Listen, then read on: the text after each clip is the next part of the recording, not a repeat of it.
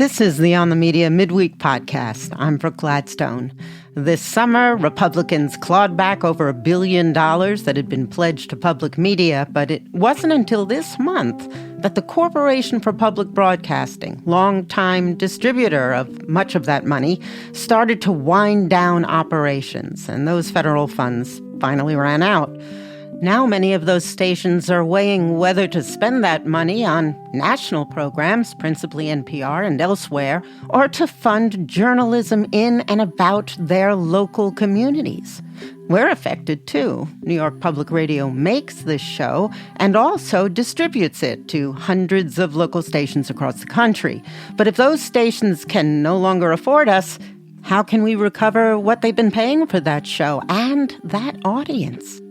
So begins a new reckoning to save not just individual stations, but the interconnected system that makes public radio so special.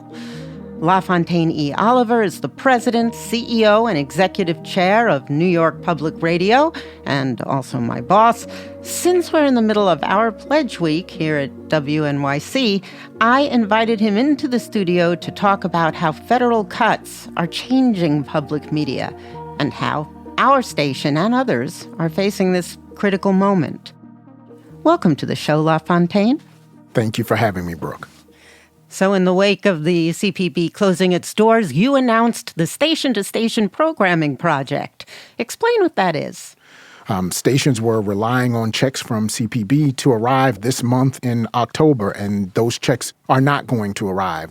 Stations are going to be crunched for cash, and we decided that we wanted to step up and do something special to help the system out in this moment.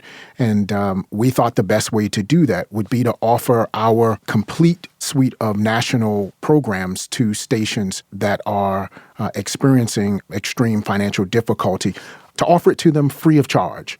And that includes shows we make, like On the Media, Radio Lab, The New Yorker Radio Hour, Live at Carnegie Hall, as well as shows we distribute, like Science Friday, Today Explained, and Freakonomics Radio. Correct. Some shows, I think This American Life is one, is reducing its fees.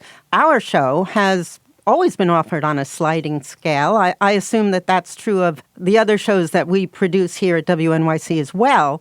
But free, that's something else. Yeah, it's also important to notice that, even going back to the founding of New York Public Radio's distribution arm, they really were founded on a principle of being station-friendly. And so, one, we don't charge an affiliation fee, which all of the other national producers and distributors do. Really? Correct.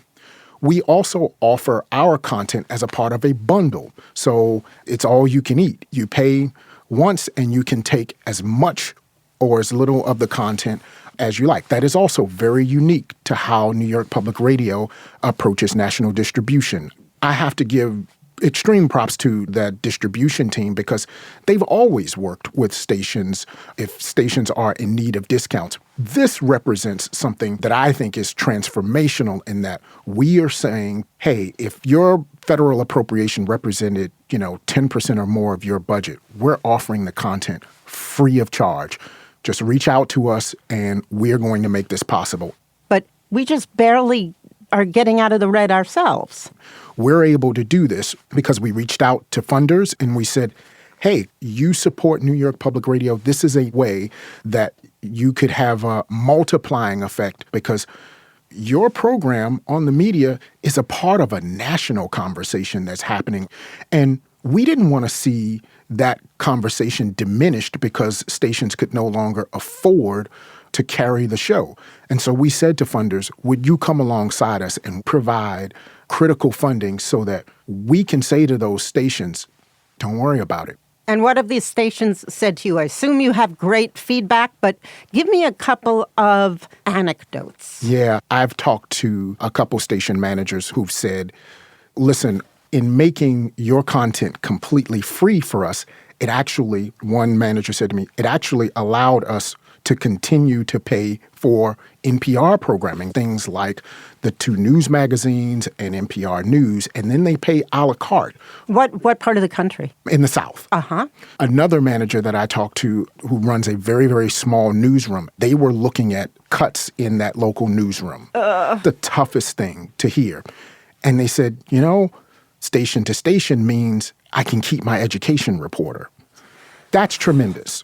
I'm proud the station took this path. It seems like an absolute good, Yes. but it isn't necessarily sustainable. It relies on continued philanthropic support, and if it lasts, it will no longer be shiny and new, which I know from experience a lot of foundations that fund public broadcasting enterprises historically crave.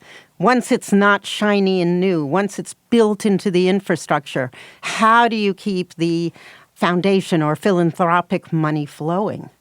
Yeah, so Problem for another day? No. I mean, we have to be thinking about that in the here and now. And I have to first say that this is possible in large part because some of our producing partners stepped up and said, you know what? We will come alongside you and we will forego our portion of distribution revenue that New York Public Radio would pay. So shows we don't make, but just distribute, like Freakonomics, for example. Correct. That part was a tremendous help. And then, we live in this fabulous city of New York City where there's a lot more philanthropy and funders here, but some of them don't fund local. They only want to fund national. Mm-hmm. And so that gave us an opportunity to talk to some of those folks and to say, hey, I know that in the past we did not fit your funding profile or we were not high enough on that priority, but let us tell you about this initiative where your funding is actually going to help us continue to knit together a national conversation through On the Media, through New Yorker Radio Hour, through Radio Lab. We initially said we needed about $1.5 million in order to do that. I'm happy to say we are close. We still need more support. And so if we can raise more money, perhaps we can extend the relief to stations or offer additional things to the stations. And so we've got our eyes set right now on raising the $1.5 million, but we're not going to stop there. We're going to continue to raise money because guess what? Stations are going to continue to be vulnerable and stations are going to continue to have to make really tough decisions about the programs they put on air. And I don't want one of those decisions to be taking off one of our programs.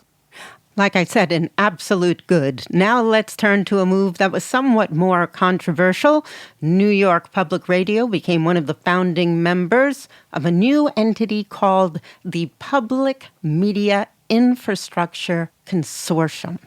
What's that? PMI, at its core, started in response to a competitive grant process by the Corporation for Public Broadcasting. But was it always a competitive bid? Because it used to be that CPB would turn the money that the consortium will get to NPR to do much the same thing, most notably to manage distribution of programs throughout the system, not just their program. Yeah, it has not always been competitive. A part of what the Corporation for Public Broadcasting did over an extended period of time was to do kind of an assessment of the system and the system's needs. They brought together a working group to look at that, which included stakeholders across the public media system and included outside consultants at Deloitte to really think about the future of what would be needed to sustain a healthy system. So describe what the consortium is going to do that NPR used to do and anything else it plans to do as well. On the first level, it's about stabilization. We want to work with NPR or that public radio satellite system that has been managed on behalf of the system by NPR continues to be strong and viable. That's one part of the work. And then the second part of it really is about innovation, the things that we can do to help stations going forward in this new environment. So this includes digital on-demand audio, podcast distribution, revenue generation, content innovation, data analytics, audience development. All of the things that modern media organizations are spending lots of time and money and effort on so that we can continue to evolve our funding and our business models to support the work that we want to do. That is the second part of this. It is about that innovation. It is about that sort of forward-looking set of tools. Pat Harrison, the head of CPB for some 20 years, said in a statement that NPR had resisted innovation. You don't want to discuss that. I'd love to go back to Pat's words and the folks at CPB who said, quote, after evaluating proposals from both NPR and PMI, CPB concluded that PMI best met the system's requirements for governance, for innovation, and for sustainability. That, to me, is why CPB awarded the grant to PMI. Now, if NPR had decided to collaborate, they would have gotten money to run the satellite.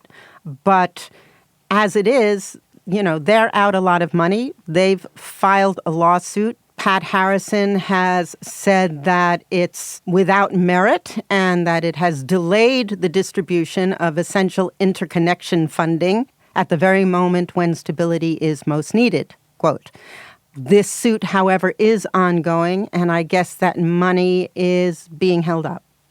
I'm not going to be able to comment on that. But what I will say is that, PMI is hyper-focused on how we can come together as a peer-led organization with a real focus for helping stations with a structure that is going to work as well for local stations as it does for national producers.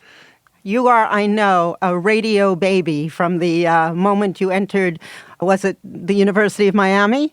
Yes, and quite honestly, even before then, yes.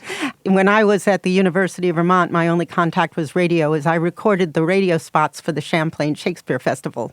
Air-conditioned and sporting its new seats, the Champlain Shakespeare Festival. That's the first thing I ever said on the radio.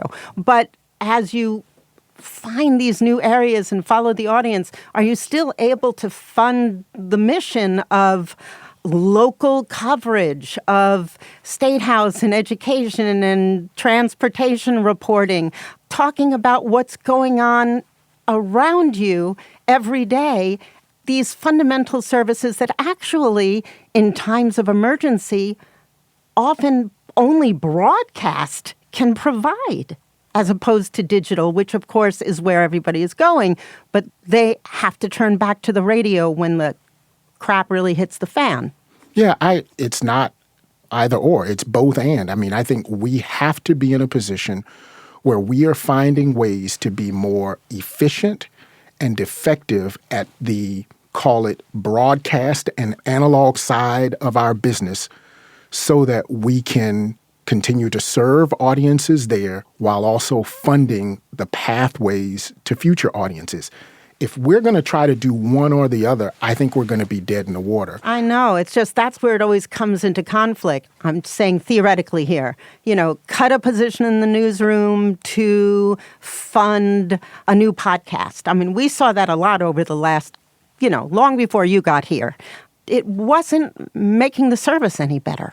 It's a tension, and I would argue it is a necessary and it can be a healthy tension because it should push each and every one of us to do something that sometimes it's easy to lose sight of, which is that you have to put the audience needs first in everything that you do. I agree with you wholeheartedly. The work that has to happen I'm not just talking about New York Public Radio, but in public media stations across the country, the thing that differentiates us is our ability to be on the ground, local in those communities, bearing witness, and creating community around that content in an era where content itself is no longer scarce or difficult or even expensive to produce. We are swimming in content. Now it's also about being able to bring communities together with shared information, the building blocks of truth, which are facts.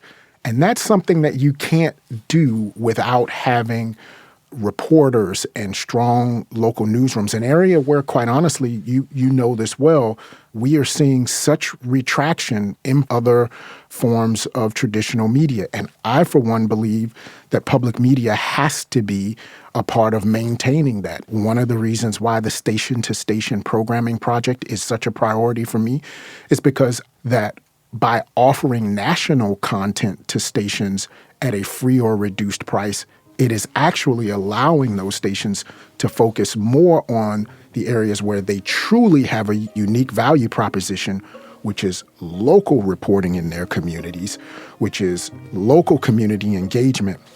And I don't think that that's going to change. In fact, I think demand for that is going to continue to grow. And so we've got to be able to balance all of those things. We have to be able to balance meeting audiences on multiple platforms. We have to be able to balance going into a digital future, serving audiences with local reporting as well. If we don't do it, who else will, Brooke? Thank you very much, LaFontaine. You're welcome. LaFontaine E. Oliver is the president, CEO, and executive chair of New York Public Radio. If you'd like to support our work, you can go to onthemedia.org/donate. And to find out more about the Station to Station programming project, visit WNYC.org/station to station. Tune into the big show on Friday to hear about yet another one of Trump's shadow presidents, director of the OMB, Russell Vought. I'm Brooke Gladstone.